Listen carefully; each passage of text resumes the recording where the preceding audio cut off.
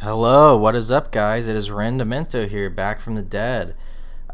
Basically, I wanted to release something to you guys today that hasn't been released. I usually keep things private, as you know, and people pick up on them months, years down the road and release their own video. But today, I'm going to be bringing you my own video on something that's a little bit useless, a little bit niche, but it is definitely interesting to say the least.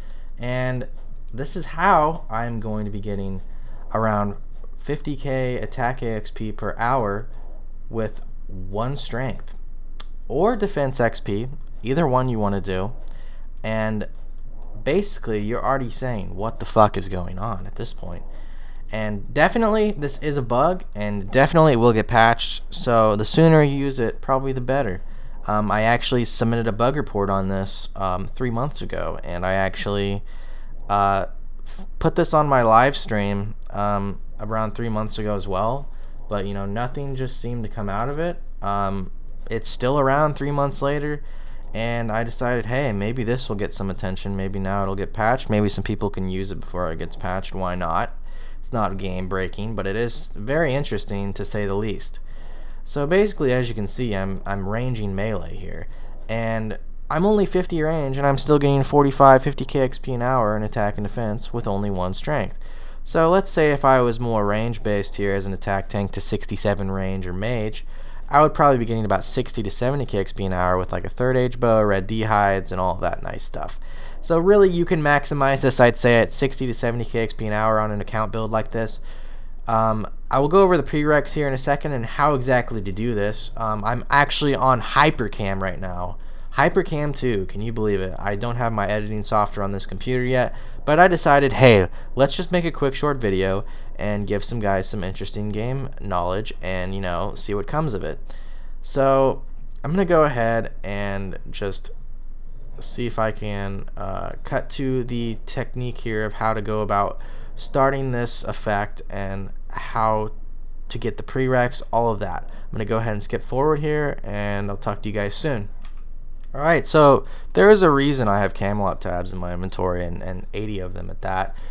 Basically, to do this glitch, if you would say, you're going to need King's Ransom quest done, and that requires off the bat 65 defense, 45 magic, 29 prayer from quest requirement rewards, and I believe 20 attack because you need to wield Excalibur on Holy Grail quest, and trust me, I've looked through everything to pass that, but you do need 20 attack, or else you could be making some sick obby tanks with this method. I mean, you still could, but you'd be 20 attack, and to be honest, who's 20 attack these days?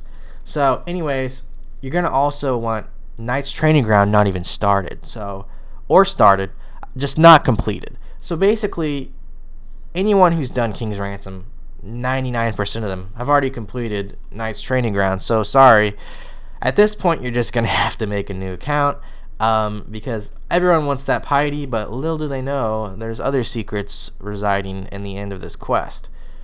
Basically, what this bug does is it looks at the last attack style used for melee, and it applies that to your ranged weapon. So my last attack style was attack. I'm gonna go in here, and I'm just going to leave before this guy even touches me. So typically in this area here, you can't even use ranged attacks. But what triggers that warning to tell you to not use ranged attacks is the fact that the NPCs lower your stats. And the second that NPC lowers your stats, that's when Merlin pops up and says, hey, you can't use this attack style here. Until then, though, you can use whatever you want. And that's the cool thing. So the better thing is that effect carries over as long as you don't get your stats decreased, as long as you don't use prayer, because you can't use prayer in the arena here. That's why I was using absorptions and rock kicks. I can't even use, rapid heal to keep my HP at 1. So to make this method effective, I could have also used some NMZ bosses with lower defense, but we're just showing you a great example here because I'm too lazy to do anything at this point. So basically, what you're going to want to do is, pick your attack style. This is going to go off your range strength bonus and your range attack bonus. So your range strength bonus is just going to be like your strength bonus. Your range attack bonus is just going to be like your attack bonus. But basically, it's just affecting that towards melee XP. So you always, in my opinion, you always want to use a weapon like Hunter's Crossbow, Carol's Bow, Third Age Bow I think would be the best thing to use possible, and equip that with a Dragon Javelin, and that's the wrong teleport.